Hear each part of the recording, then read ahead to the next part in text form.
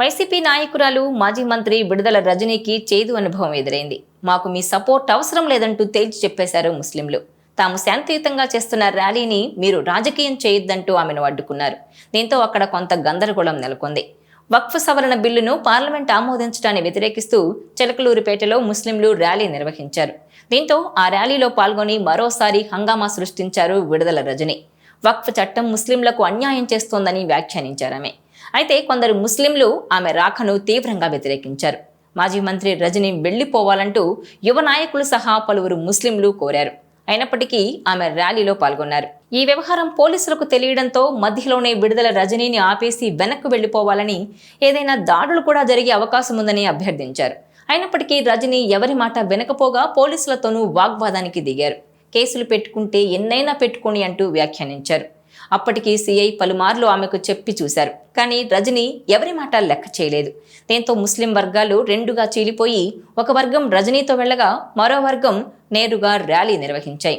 దీనికి తోడు వక్ఫ్ వ్యతిరేక ర్యాలీల పేరుతో అసాంఘిక శక్తులు విజృంభించే అవకాశం ఉందన్న సమాచారంతో పోలీసులు అప్రమత్తమయ్యారు. సదరు ర్యాలీలలో పోలీసులు నిఘా పెట్టారు.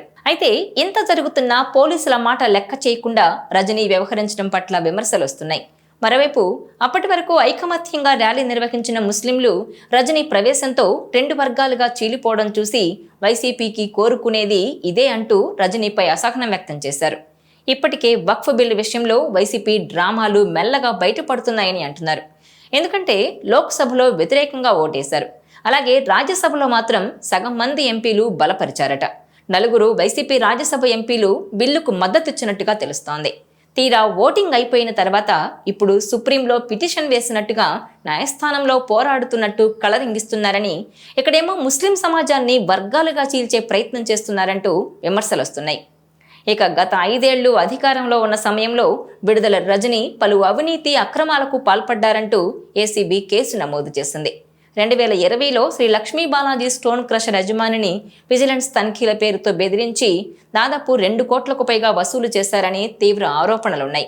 ఇక ఈ కేసులో విడుదల రజనీని ప్రధాన నిందితురాలిగా కూడా చేర్చారు.